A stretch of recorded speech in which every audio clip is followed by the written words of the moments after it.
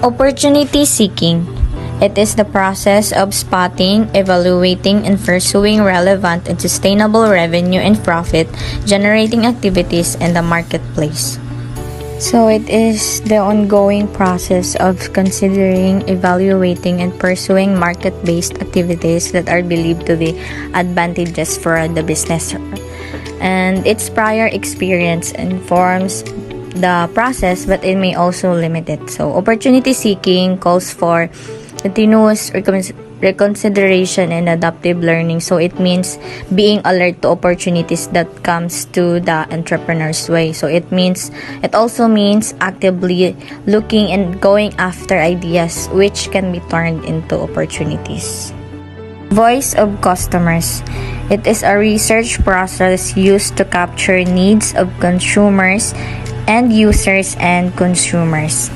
A key to voice customers is identifying and understanding pain points, barriers, and its root causes to trigger greater demand in an industry. So, voice of customer, it is a process in a market research technique that seeks to capture the customer's expectations, likes, and dislikes. Not only with the voice of the customer process that allows you to figure out a customer's stated requirements or needs, but it should also help you figure out unstated ones as well. So it focuses on customer needs, wants, expectations, and preferences. Like in most businesses, the quality of customer experience is the key differentiating factors against the other competitors.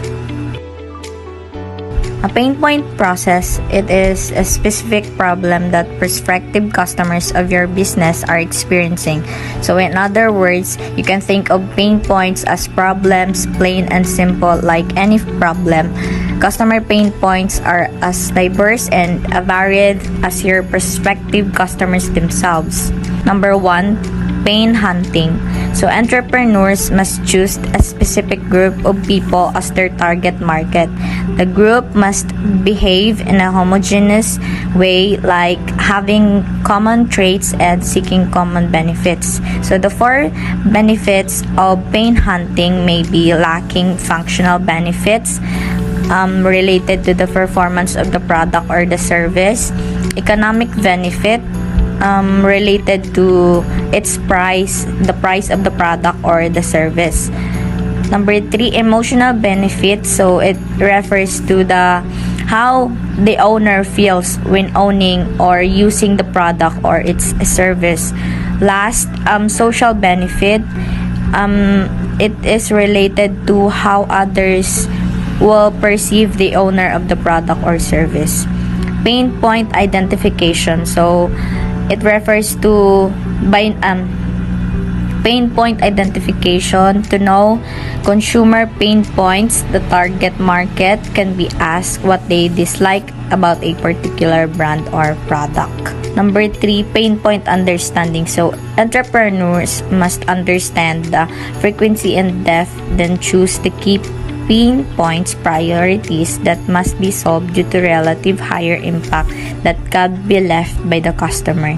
Last, pain healing. So it is important for entrepreneurs to have empathy and not just understand pain points, but also accept the change is needed, and that speed of change by external factors may leave them obsolete in their industry or in their business. Lifestyle trends. It is another practical way to spot opportunity by voice of customers by looking at their lifestyle trends on how people live, how people work, how people play, and how people die, and how people invest. So lifestyle changes includes how people eat, dress, and communicate. So it is the trend that had been always influenced by wealthy and famous, whether they are spotted at leisure or in a paid advertisement. Opportunity starts with ideation that have specific problems identified and draft solutions proposed.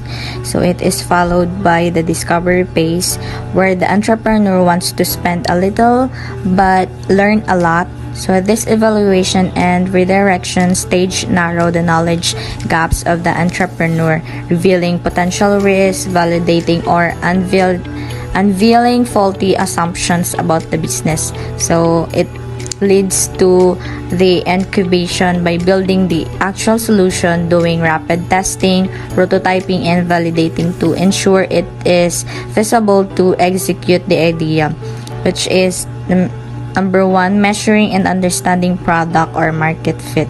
So as a startup or early stage company, so your product or service will probably satisfy a small segment of the market, so hopefully a good market. So as you grow, you will understand the problem that you are solving, and with this understanding, your customer profile might evolve. So in the principle, you can measure product market fit and with surveys that identify what percentage of your users think your new product is a must-have. But more often than not, product market fit is less about hypothetical numbers and percentage and more about in a depth and tangible understanding of who your customers are and how they feel about you and your product. So it is creating an organic growth where people spread the word on their own. Are people willing to pay for your product? So if they are, you must have product market fit. And the road to product market fit is often driven by finding customers via word of mouth before you build a marketing engine to scale users acquisition. Voice of enterprise. Voice of enterprise. It is a process to articulate the needs of the entrepreneur or his/her company. It also refers to any technology that enables employees to communicate by speech with their colleagues, customers, and partners. They communicate their customers via voice or speech rather than through written or visual communication. So, voice of enterprise, it is about the needs of an entrepreneur as well as their company. So, it refers or the process they use technology like cell phone or telephone in order to communicate their colleagues as well as their customer via phone calls and speech to introduce or promote their product. So, voice of enterprise consider all the wants and needs of each aspect of the enterprise. So doing so, it establishes trust and strengthens the vital relationship within the enterprise value chain. Growth strategy. A growth strategy allows companies to expand their business. Growth can be achieved by practices like adding new locations, investing in customer acquisition, or expanding a product line. A company's industry and target market influence which growth strategies it will choose. So growth strategies, it is a process that allows the company to expand their business, improve their product based on the customer's comment or expectation, and introduce a new one that can be attract to the consumers and can be trend in the market. It is also allows to the company to find the location where the product can be fit to the needs of the consumers. There are 5 practical ways to spot a business opportunity based on growth opportunity. So the first one is segment opportunity. It is opportunity that categorize consumers based on the opportunity they represent to increasing sales and profits. So segments are based on consumers' response to different benefits, ideas, products, or services. Segmentation is the process of dividing a company's target market into a groups of potential customers with similar needs and behaviors. So doing so, it helps the company sell to each customer's group using distinct strategies tailored to their needs. A product opportunity exists when there is a gap between what is currently on the market and the possibility for new or significantly improved products that result from emerging trends. So, product opportunity involves the generation, development, and evaluation of ideas for new products. An entrepreneur can tell if there is product opportunity gap by learning how these needs are identified and how companies plan, refine, and execute their improvements. For example, monitor trends in the area of expertise. The third one is the channel opportunity. A channel opportunity refers to a vendor's plan to move a product or services through a chain of commerce to the end customer. Channels serve two primary functions. The first is to sell a product or service to a customer, and the second is to deliver a customer experience. So channels are a critical elements of the business model. They are how a company communicates with and reaches its customer segments. So channel strategy includes all the steps a vendor takes to connect with their target customer through various platforms or channels. So the goal of each channel strategy can vary depending on a company's overreaching marketing and sales objectives. So benefits of channels is first, improve the consumer's experience. Second is to expand into new markets. Third is reduce cost, and the last one is to increase the sale. The fourth one is geography opportunity. It refers to the structure of social, economic, environmental, and cultural opportunities faced by different groups that inhabit metropolitan regions. So, geographical locations is a factor that contributes to the development of the entrepreneurial intentions that determine the business profile. So, it is important that as an entrepreneur, we know the location and our target markets that our product fits to the needs of our customers. The last one is the business model opportunity. The opportunity business model describes the key dimension: proposition, people, place, process, and profit, and drivers: societal, commercial, legal, technological, that underpin any new business ideas and enables it to be exploited in an enterprise. So, a business model is a company's core profit-making plan which defines the product or services it will sell, its target market, and any expected cost. So, it is a process to make a plan or to make a big picture of plan to generate sales revenue and cash flows and how to scale up. Opportunity screening. Used to evaluate innovative product ideas, strategies, and marketing trends. Used to determine compatibility with overall business objectives. It will help you to narrow down that many opportunities into one or two most attractive ones. 5-point test for opportunity screening. Entrepreneurs must be wise enough to shortlist their opportunities carefully. Not all opportunities will give them the same return on their investments and impact, so they could not launch all that is listed. 5-point screening question for entering a market. 5-point: customer, timing, finance, product, competitiveness. What it is the market real? It is big enough? Can it be profitable? Can we differentiate? Can we win? Is the market real? Entrepreneurs must have a sense-making skill to determine what the market gap or problem truly exists. Be practical enough to do business with those willing to connect with them. And finally, be competent enough to know whether or not the firm with the best position to satisfy the unmet needs. Is the market big enough? A market must be scalable as business must plan to grow. Channel of distribution can also determine the extent of market reach, hence the size of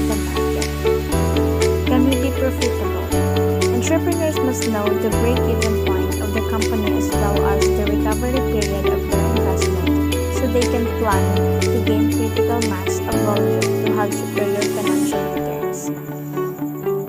Can we differentiate? Differentiation is about uniqueness, but uniqueness can only be considered if there is brand relevance. Can we win? Entrepreneurs can have profitable business for their financial returns may not be optimal yet. Market leaders spending the same marketing investment will have a much lower cost to sales ratio, hence higher returns to sales ratio.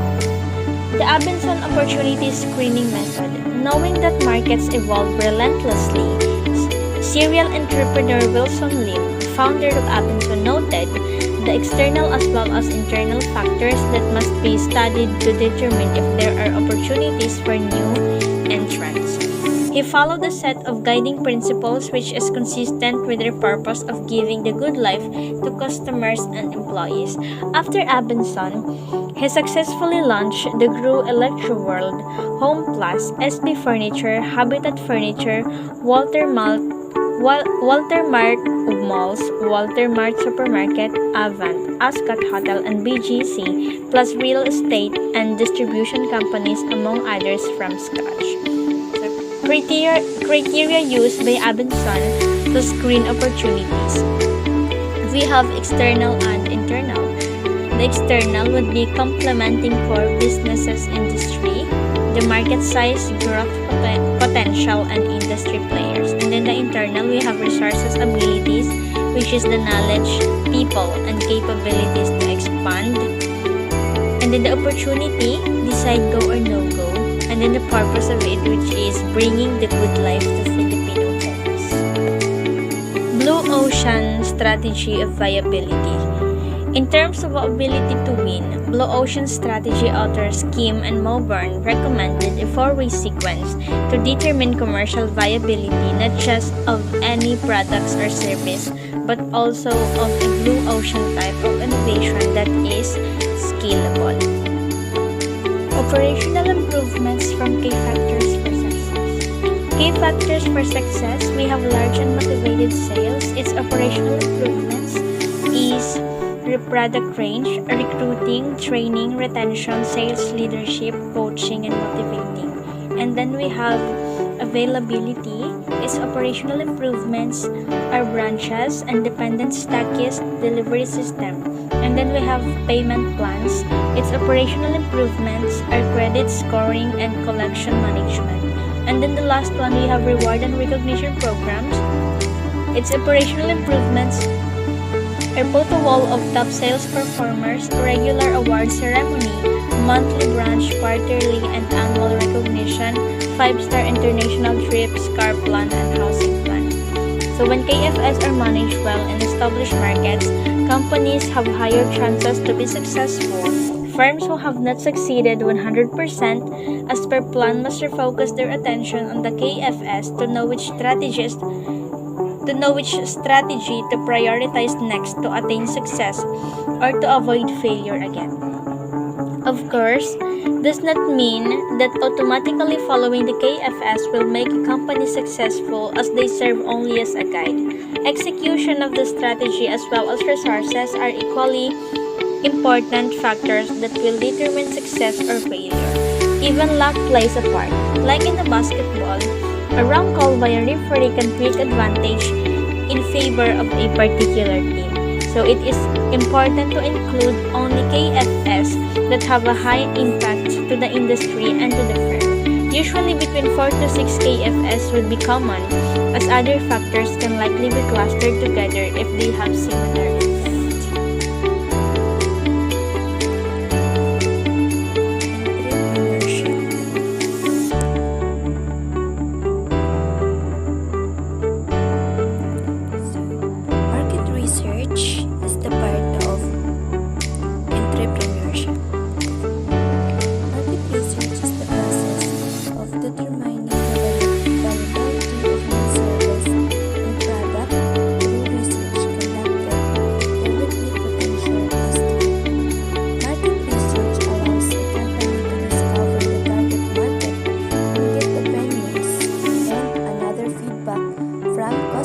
customers about their interest in the product or service. So, as entrepreneur, it's very important the market research kasi you have a gaining information, you are conducting information, especially sa customers, katulad po if you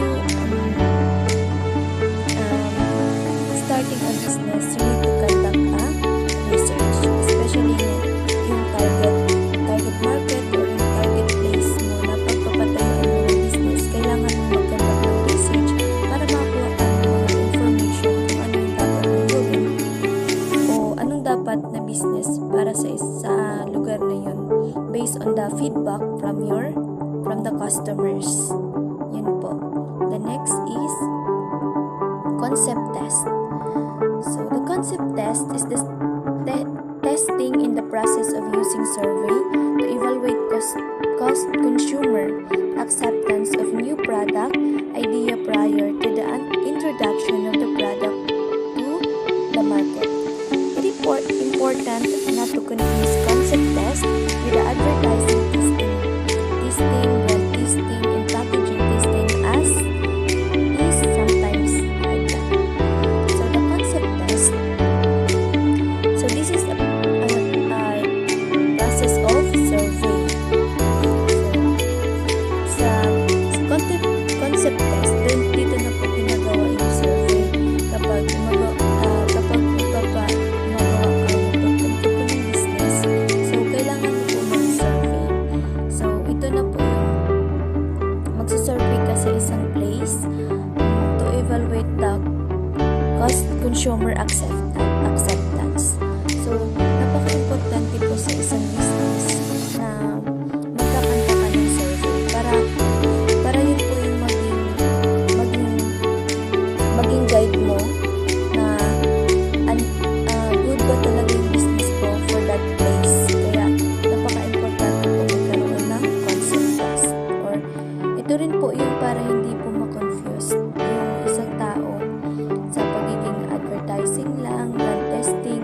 So, kapag doon po, dahil sa concept test, nagkakaroon po sila ng mas malinaw na pag-unawa sa isang product na itatayo mo sa isang lugar. So, napaka-importante po siya for making a business.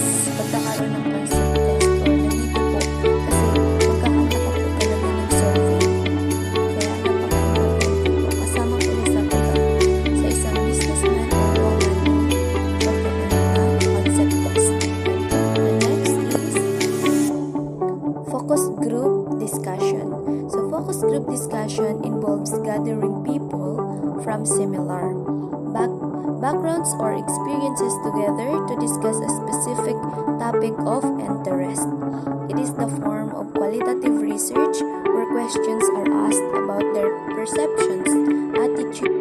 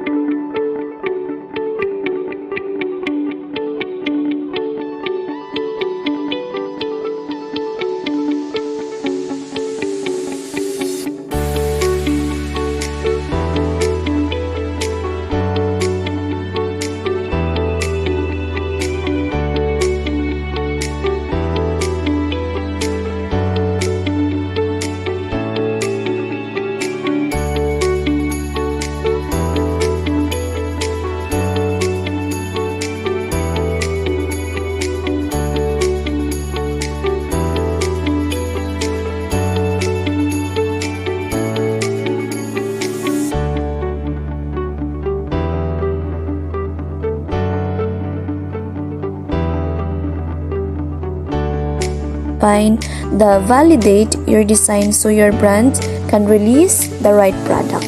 So sa prototyping, dito na po nangyayari yung pagkakaroon ng mga experiment. So dito na po kayo ng mga papers, mag-experiment na po kayo para doon po meron po kayong parang legalize or doon yung malalaman if yung isang product po ninyo is ano po siya talaga is effective or ano po siya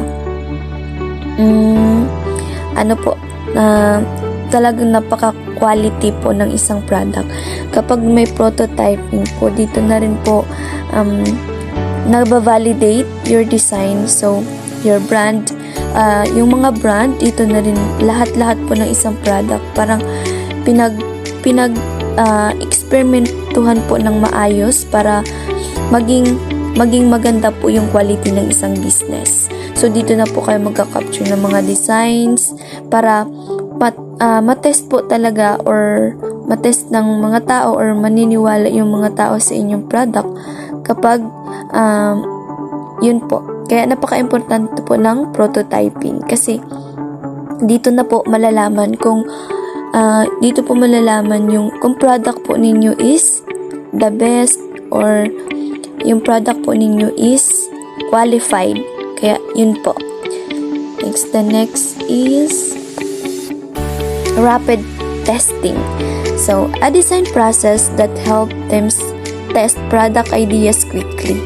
The main goal of rapid prototyping is to get effective insight and user feedback early, refining the design until it meets all user requirements and needs. So, ito po yung rapid testing. Kasama din po siya for making a business. Kasi, ito na po yung process na magkakaroon po kayo ng design na from the word rapid, so mabilisan po yung process niya para ma-release po yung maging qualified po yung isang product. So meron pong sinasabing rapid testing na doon po nangyayari na kung meron po kayo na isang business na mabilisan po yung paggawa ng process ng isang ini-implement na business. So, dito rin po, magkakaroon po kayo ng early feedback po sa mga users.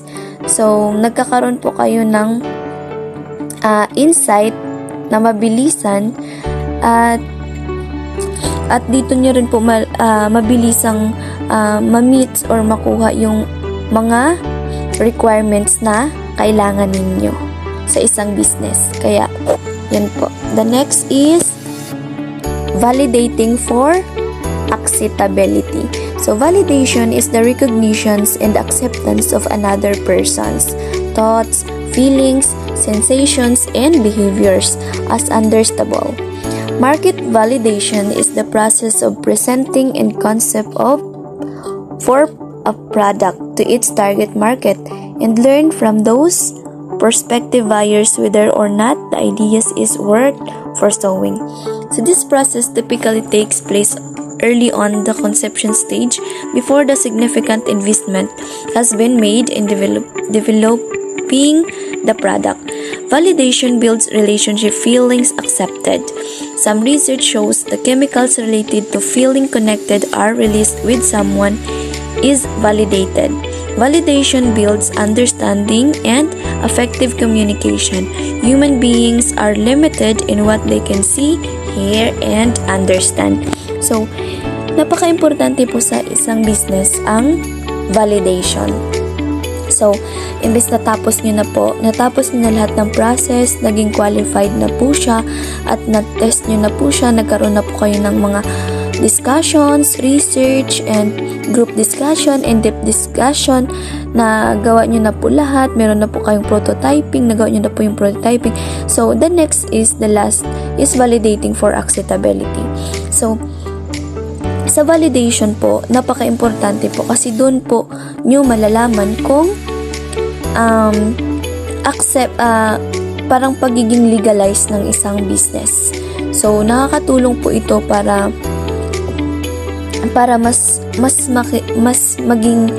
maging qualified po yung isang business or product na ibibenta ninyo. Halimbawa po, nagbenta po kayo sa isang barangay, nagtayo po kayo ng isang business. So, kailangan nyo kumuha ng validation.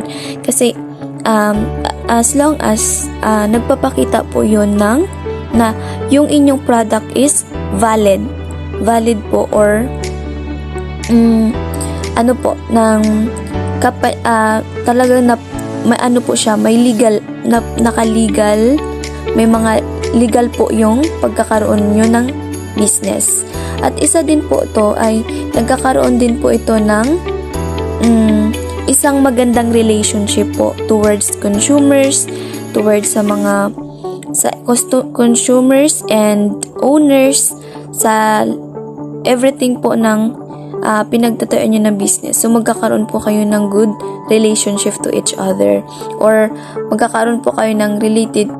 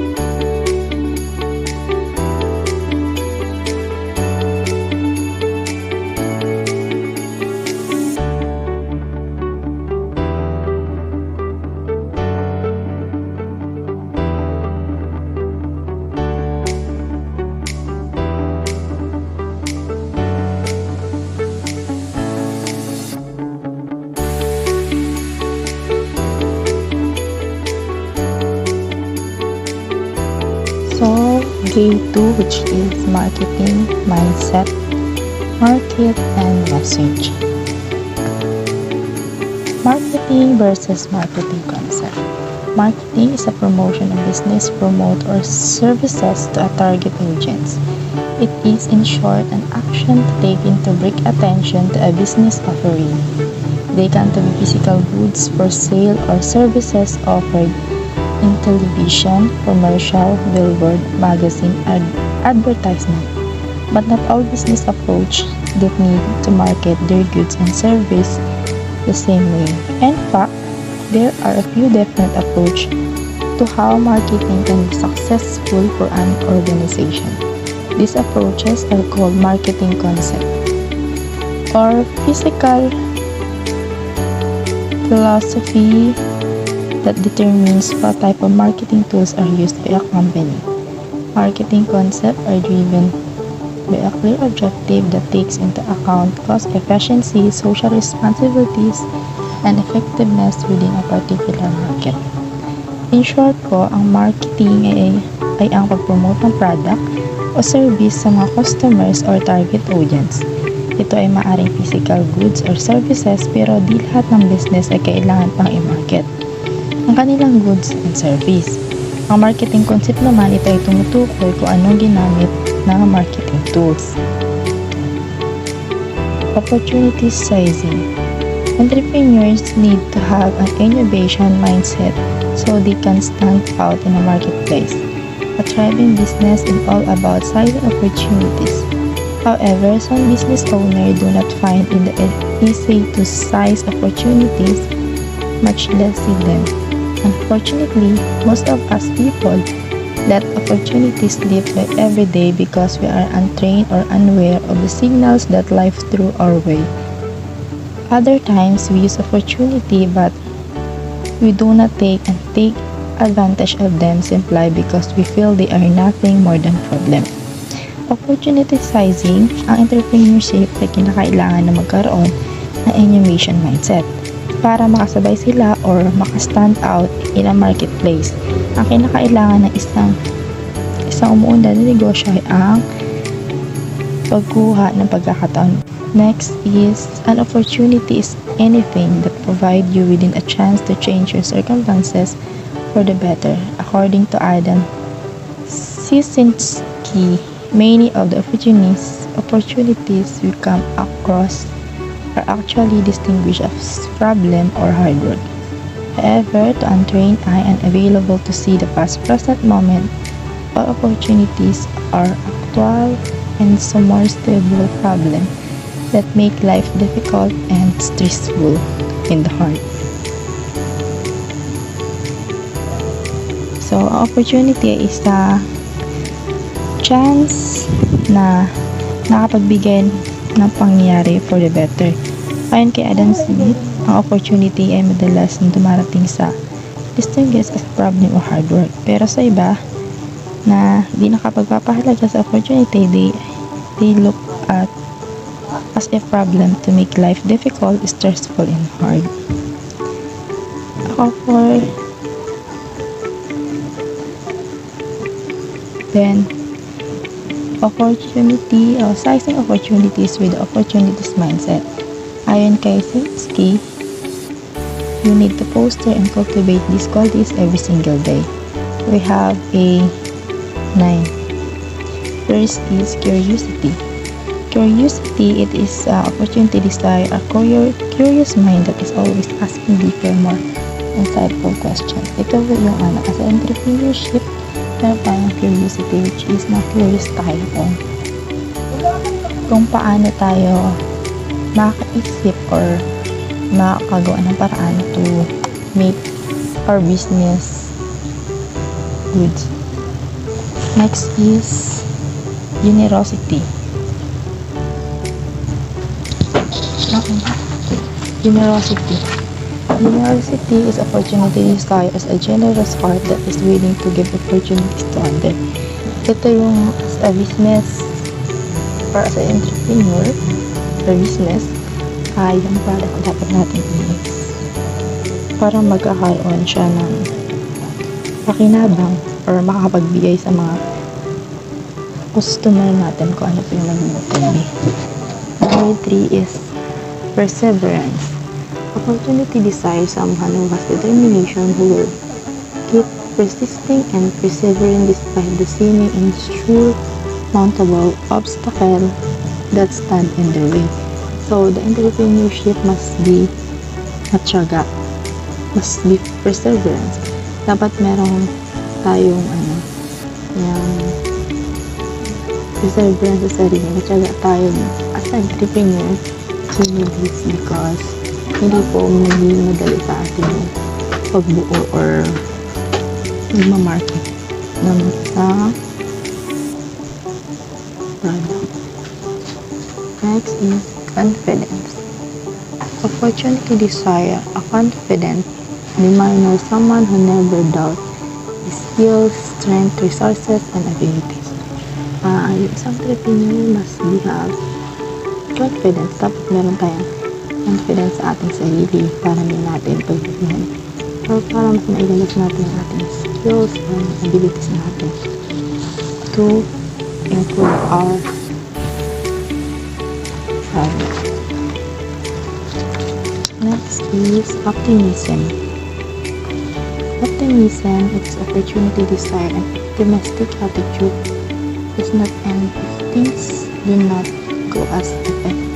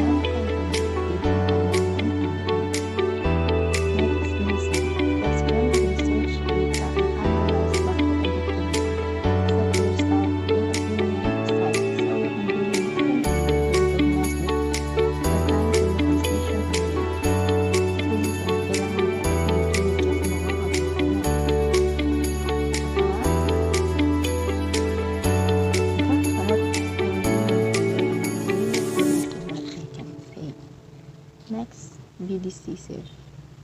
Knowing the responsibility stuff with you a leader can be huge pleasure. However, failure through procrastination can be worse than learning from making a poor decision. Look at the direction of travel. Create a clear plan and give it your best. Next, be clear, confident, and energetic. If you understand absolutely what you are trying to accomplish and have a process in place to achieve it, confidence and energy levels will rise. It becomes obvious when you are clear. Or aspects start wandering and enable you to do rest and agenda without wasting time. Dapat ano ka?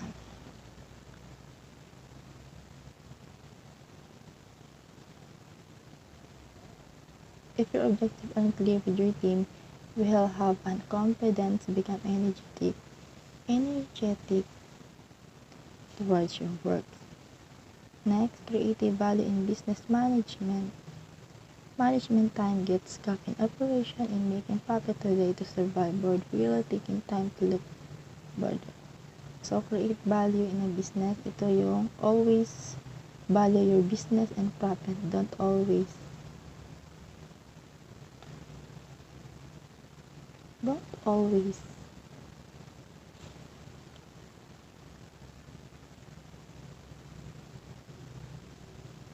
create value in business and always value your business and profit. Don't always waste your value. Value builder. Value builder, it is always build a value in a business or your crew member inside a company. Dapat meron kayong isang matibay na samahan para yung company is mas magkakaroon ng cooperation to build good product or create a value in a business. Alternative way to communicate positioning. First, positioning based on the product character. Using product character or benefits as a positioning strategy associate your brand with a certain characteristic that is beneficial to customer.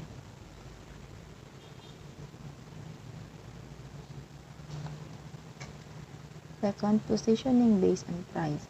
Positioning your product or services based on the price by shooting your brand with competitive pricing. Usually with pricing position strategy and brand aims to be cheapest and the cheapest in the market. The value become their position. Sa positioning based on price, kahit na yung product natin is yung maganda, dapat yung price natin is pa rin, label pa rin, o yung kaya pa rin natin. Katulad na lang na gumawa ka ng product sa Pilipinas, dapat mas related na kung kaya lang natin mga Pilipino yung magiging price. Third, positioning based on the quality or luxury. Often, price and the quality of product align certainly in the mind of consumer, as the high price is often associated with the high quality, but positioning a product based on its high quality or luxury is different from positioning based on it. Often, these brands do not communicate their price point, but instead, high quality or percentage is focal point of communication to create desired customer want product regardless the price. So, dito naman sa positioning based quality of luxury, ito yung dapat naka-align siya. Bawa yung quality natin is mamahalin, kailangan yung price niya is tama lang doon. Hindi dapat sumobra or bumaba pa. Dapat align lang siya kung gaano katibay. Kagaya na lang ng mga Gucci. Diba? Parang matibay yun. Kaya yung prices niya is mataas. Or positioning based on product use and application. Associating your product with a particular use and another way position your brand in the same market. So, yung positioning based on product use or application, ito naman yung ito yung mga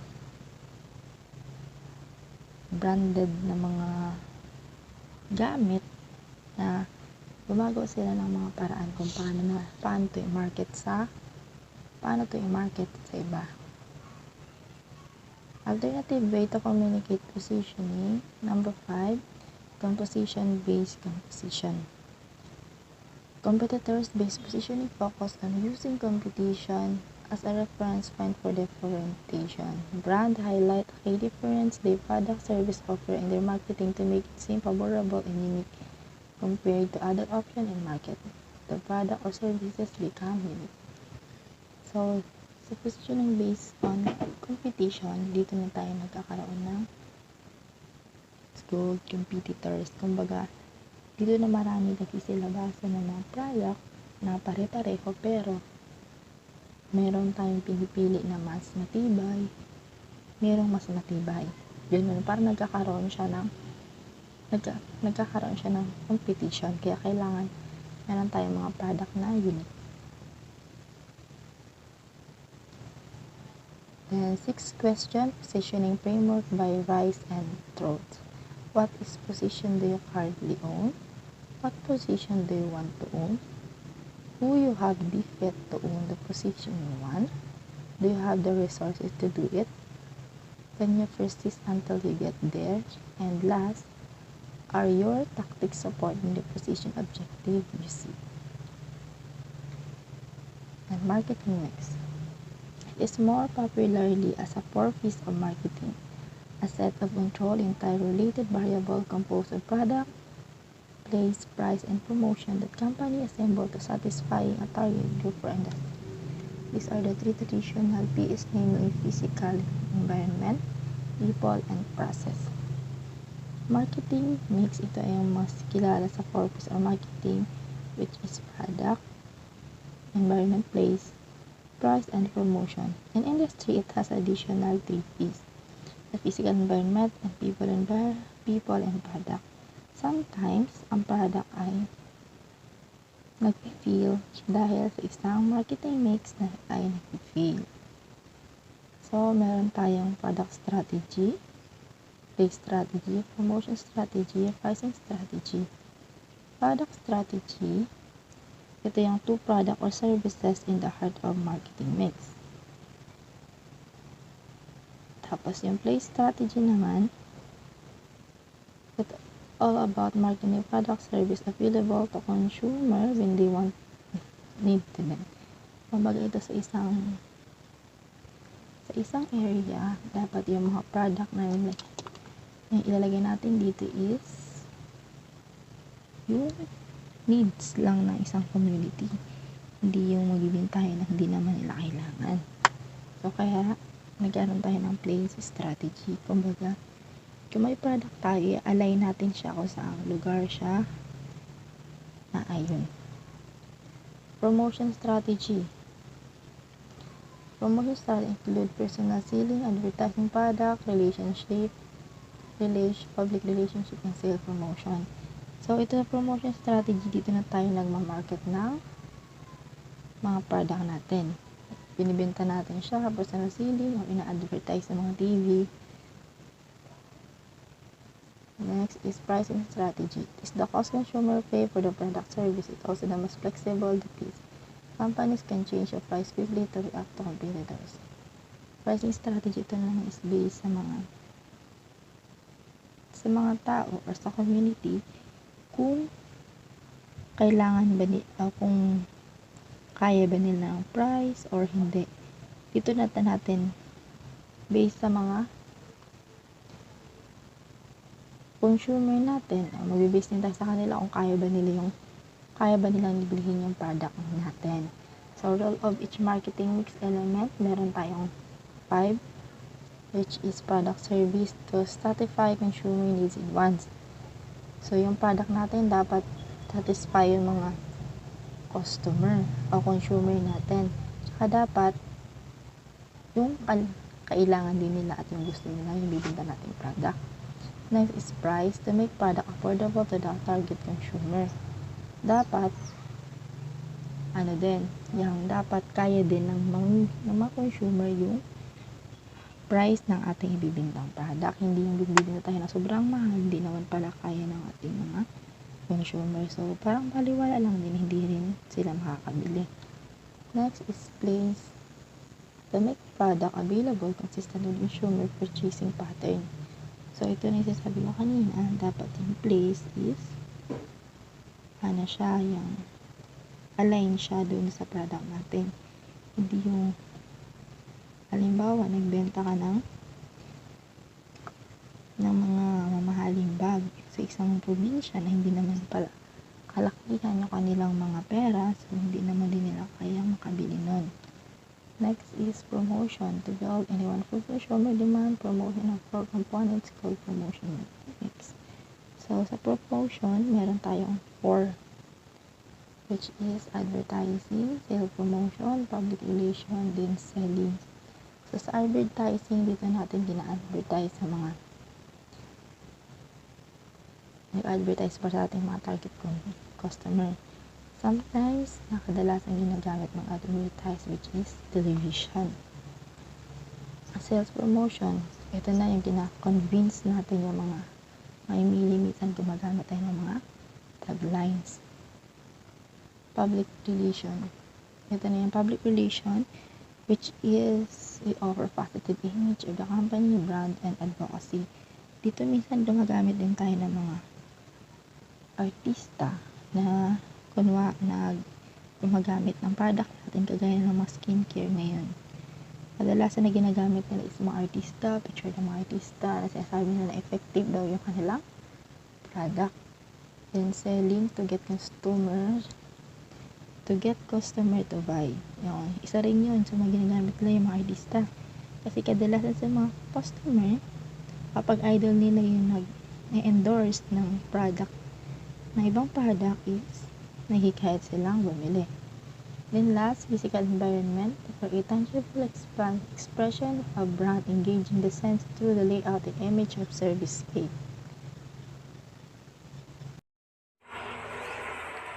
Value proposition. A value proposition is a simple statement that summarizes why a customer would choose your product or service. It communicates the clearest benefit that customers receive by giving you their business. And a value proposition is a statement that positions your company within your industry and tells customers why they should invest in your product rather than your competitors. Value proposition do not beat around the bush. The message and the intent of the value proposition are clear and obvious. This is the 4 decisions about the value proposition. Your company value proposition, your homepage value proposition, your category value proposition, and the last is your product value proposition. First, your company value proposition. It is the further in this article we're talking about your external value propositions. Second is your homepage value proposition. This is the type of value proposition you're most familiar with. It's the big, bold heading on your homepage. Third is your category value proposition.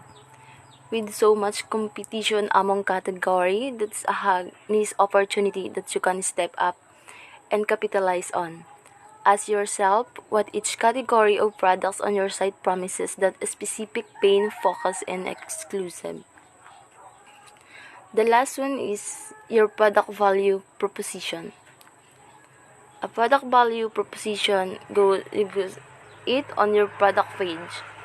Each product within each category needs a specific value proposition. What is developing a brand name? A brand identity is how an organization wants its name, communication style, logo or mark, and other visual elements to be perceived by customers. The components of the brand are created by the organization, and as a result, brand identity reflects the way an organization wants customers to perceive its brand. The brand name provides potential international customers with information about the service or product and can help them for an immediate impression about the organization. Next, what is marketing mix and product life cycle? As the product gains over its competition, the product enters the maturity stage of the product life cycle. The marketing mix during this stage involves efforts to build customers' loyalty, typically accomplished with special promotions and incentives to customers who switch from a competitor's brand. Understanding consumer choice and marketing. By understanding how buyers think, feels, and decide, businesses can determine how best to market their products and services. This helps marketers predict how their customers will act, which aids in marketing existing products and services. It is also enables innovative businesses to identify new opportunities before others do. Okay, this is an example of buyers' characteristics. First, they know what they want. Owners should look for a buyer who has clearly defined objectives. Will your company stand alone acquisitions or part of an industry consolidation? Will the buyer build and hold or flip your company? Serious buyers know what they want and are not just looking for a new opportunity. Second is they travel in the pack. Well-prepared buyers have teams of advisors knowledgeable and experienced in the acquisitions process. They are too smart to attempt to fly solo through the sales process. They know that if they try to handle this transaction themselves, the probability of closing greatly diminishes. Ultimately, do-it-yourself buyers can be a waste of your time. Third is they know what's in their wallets. Serious buyers know what kind of financing they can secure. They have already communicated with their lenders and are poised to move forward. And the last one is they understand win-win. Well-prepared buyers are not myopic. They know that the only good deal is one is which everyone wins. The last one is they are grown-ups. Serious buyers have been around the block a few times. They know that the road from the initial meeting to the closing table can be full of twists, turns, peaks, and valleys. They have stomachs strong enough to endure the ride. Okay, what is consumer decision process?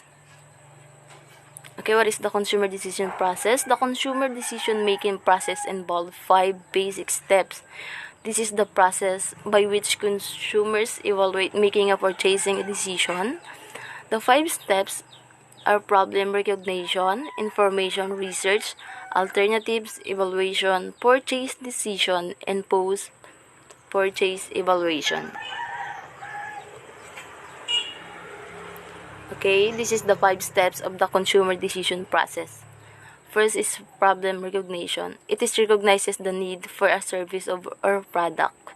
Second is the information search. It is the gathers information.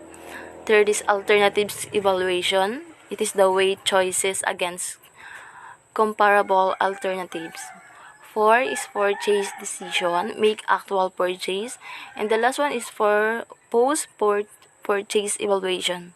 It is reflect on the purchase they made.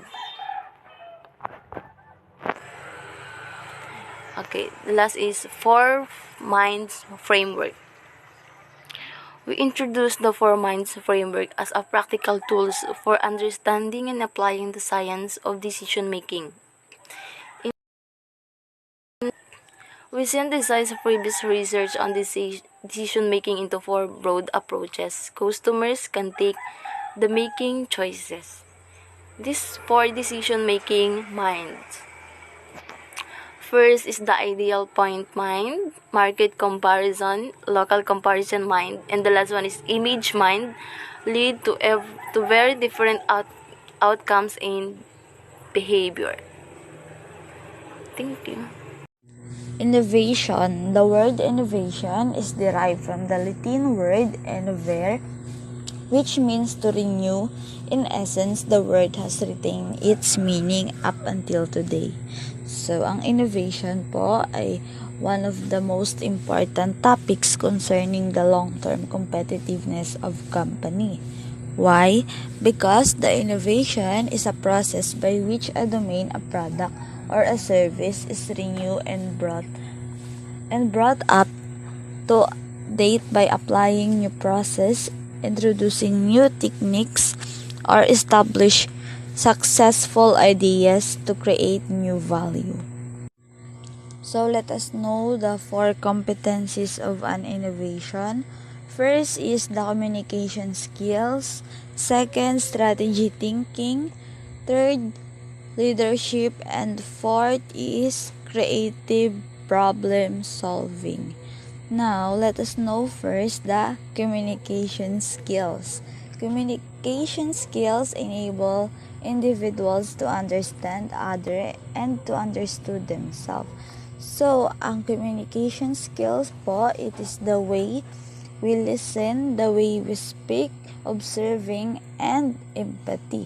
Communication skills individual to understand and to understood themselves. So, dito naka-base kung paano tayo makinig and kung paano, the way tayo makinig ay the way din kung paano natin naiintindihan yung sarili natin. Next is strategy thinking. Strategic thinking focuses on finding and developing unique opportunities to create value by enabling as provocative and creative dialogue among people who can affect in organization. Okay? Yung strategic thinking po, ito po yung the way tayo mag-isip kung paano natin ma-develop or magkakaroon ng unique opportunities ang ating company para makapag-create ng value na makukuha yung atensyon ng mga customer natin para mas dumami yung ating market para maging competitive palalo ang ating product or pati na rin ang ating company. So, third is the leadership skills. There are many different skills required in workplace, but the most in-demand ones include ito po yung mga babanggitin ko ay isa sa mga katangian ng isang leader.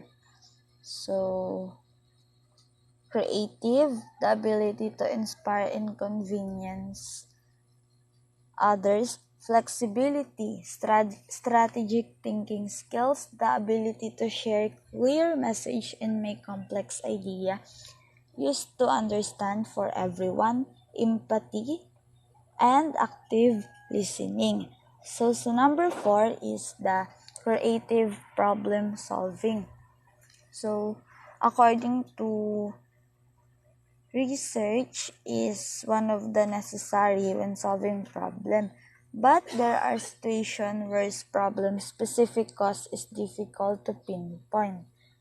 This can occur when there's not enough time to narrow down the problem source or the differing opinions about its root cause. So, the creative problem solving is less structured than other innovation process and encourage exploring open-up solution. So, yung creative problem solving is minsan mahirap, katulad may mga mahirap na problem, but sa creative problem solving is natitrain yung mind natin or natututo mag-explore. Kaya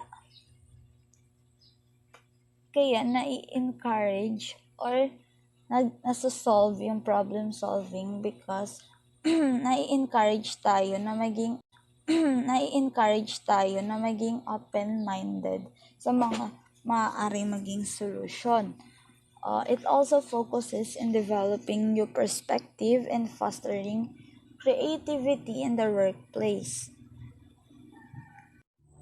How to improve creativity and be an innovator. So first, we have the take a stock of your current skills. 2. Flex your thinking preferences. 3.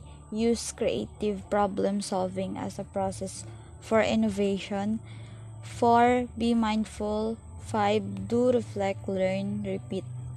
So first, we have the take a stock of your current skill level.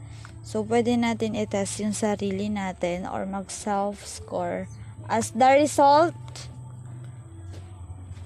to find out kung ano yung rate natin sa innovation skills and kung ano yung maaari pa nating i-develop or ma-enhance para maging mas maayos yung innovation thinking skills natin or mapataas yung current skill level natin. So number 2 is flex your thinking preferences.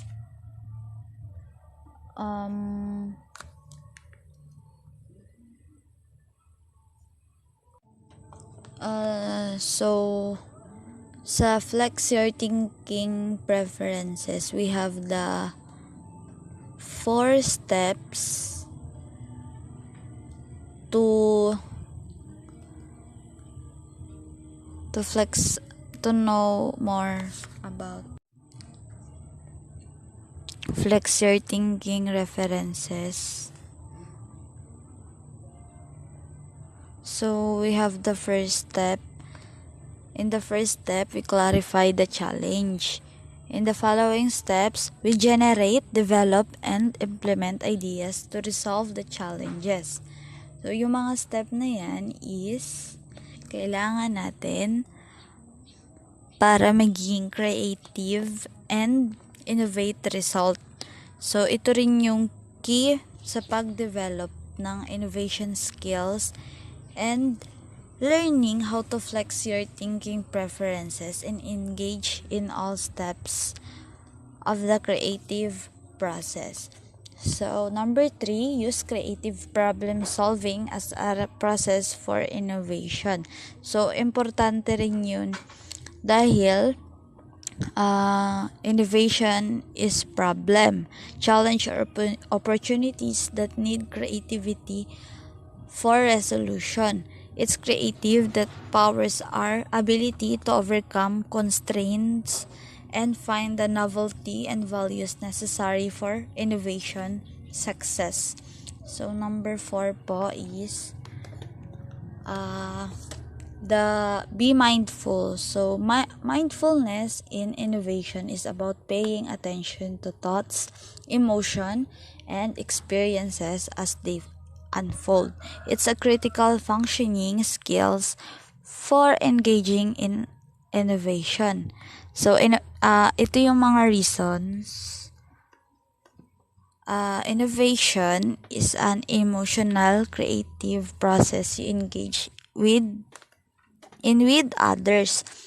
To move through the process, you need to feel your way, to be aware of your context within which you're working, so you can take it feedback and cues to assess your next steps. It's not a process that you can navigate solely replay on cognitive, logical, or analytic thinking. Having emotional intelligence is vital, as is being able to draw on intuition. So last is the do, reflect, learn, repeat. So it is a cycle. It is a learning cycle as a component of any innovation effort. With a learning cycle, you mindful engage in uncreative.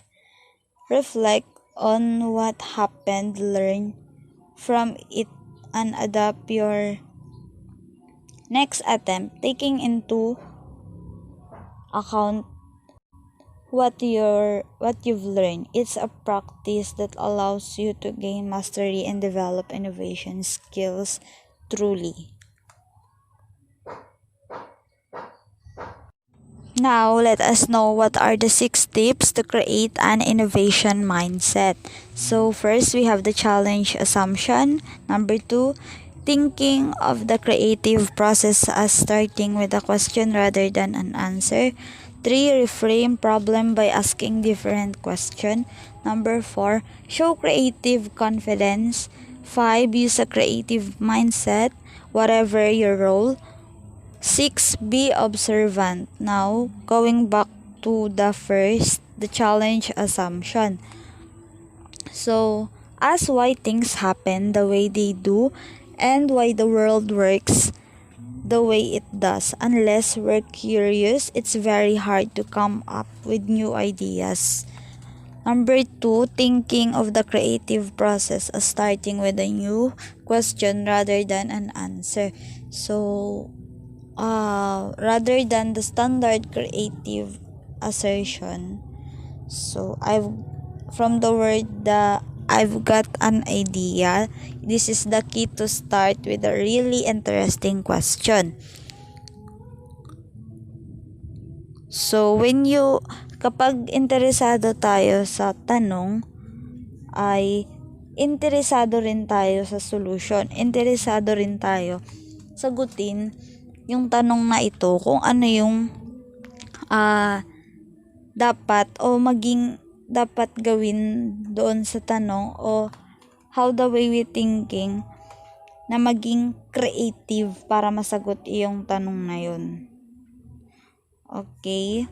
Number 3, reframe problem by asking different question. So, if the obvious question is, how do I solve this thing that bugging me? Okay, i-reframe natin yon. Pwede nating itanong na, why do I do that thing at all? Or, is there a better way to approach that thing in the first place? So, the key is to ask the right question with enough room to inspire new ideas. If you ask too narrow questions, you get an obvious answer.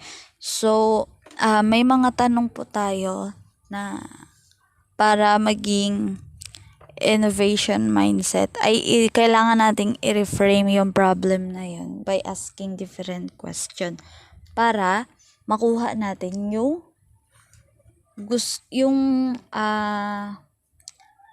creative na answer. Kung magtatanong tayo ng angkop doon sa gusto nating itanong, makakakuha rin tayo ng maayos na sagot. Ganun po. So, number 4 po is show creative confidence. We all have a natural ability to spur creative ideas. So, ang importante sa next step na ito is find the courage to act on those ideas. People get hung up on the ideas of failures, but failure is an essential mode for learning that works and what doesn't. So, yung iba ay nagkakaroon ng failure sa buhay nila, but ang failure po is important yan, essential po yan sa kapag natututo tayo. And kapag ang failure is magbibigay sa atin ng learning experiences, ganun po.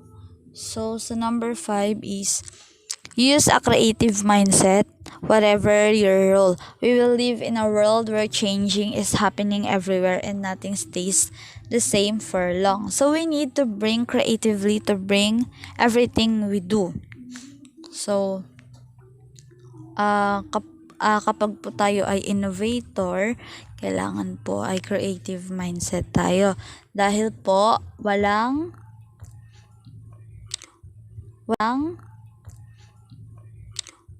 walang steady sa mundong ito, lahat po ay nagbabago. So, para ma-maintain kung ano yung gusto nating i-maintain, dapat po ay maging creative tayo. So, last number is be observant.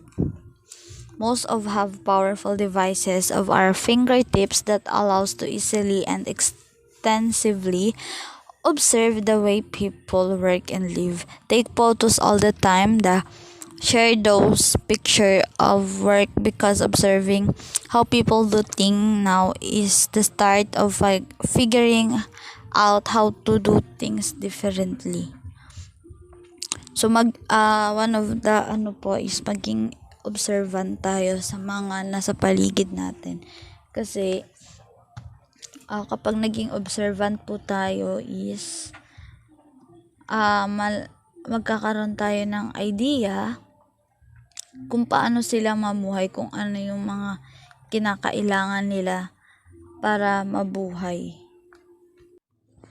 Innovating a business model. Business model innovation is the art of enhancing advantage and value creation by making simultaneous and mutually supportive changes both to an organization's value proposition to customers and to its underlying operating model. So, one of the successful business models of today is the servitization business. Instead of selling a product or a service servitization, companies operating on a subscription or ongoing service model, building a more intimate understanding of their customer in a process. As an example, let's compare content creator Netflix and Disney. Disney produces a film, release it in cinema, and the film is either a hit or it's not. They won't necessarily understand exactly how many people watch it and now much those views like it. Netflix, on the other hand, has an intensely close customer relationship, understanding exactly how many users have streamed a movie or a series.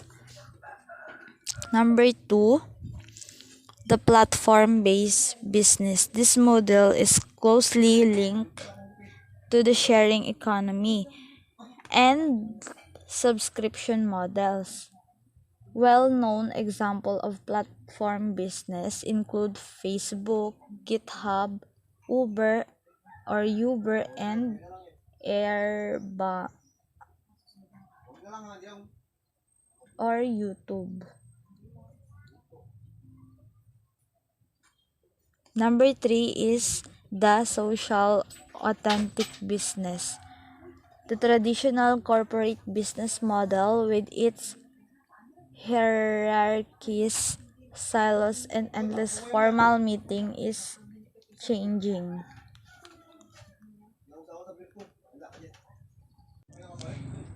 These days, customers want to see the people behind the brand. They want to really connect with a business. 4 is the employee-centric business.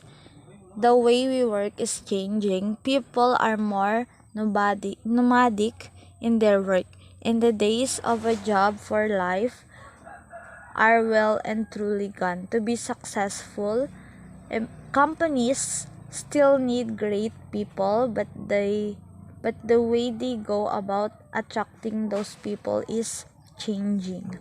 The last is the partner-centric business. As well as becoming more employee-centric, companies are also becoming more partner-centric. They are almost like network business, outsourcing work, tapping tapping into on-demand service, partnering with providers, and in sourcing expertise where necessary. Learning innovation. An innovation in learning occurs in a specific teaching and learning context, improving upon the implementation of the standard practice or introducing a new practice, thus achieving greater learning outcomes. Innovative practice may be ordered into processes and procedures, bundled into programs, and packaged into products. Innovating the offering model. Innovating the offering model is provide a detailed framework to identify, advance, and implement ideas, those focusing on adapting method to create the needed value. According to Roy Rothwell, isa siyang British sociologist, pioneer in industrial innovation. Innovating the choice of target market. Strategy that breaks a large market into a smaller segment to concentrate on a specific group of customer within that audience. It defines a segment of customer based on their unique characteristic and focuses solely on serving them. So ito yung mga example ng mga unique na kanilang ginagawa sa the target market. First, bamboo bank, bamboo chairs, tables, utensils, and beds. Innovating the value proposition. The innovating the value proposition is the key to successful innovation. Develop an innovation with high perceived value to your customers, and strong sales will follow. It's all about understanding your customers and giving them what they want. Customer input and feedback is key. Innovating the channel. The innovating the channel, it's all about how to deliver your offering to customer and user. The blend-defined channel innovation encompass all ways that you'll connect your company offering with your customer and user. Innovating the customer bonding strategy. The innovating the customer bonding strategy, this is the process route with a company or organization. Make connection with its customers. The goal of customer bonding is to provide a relationship and sense of community, including the customers that they are free.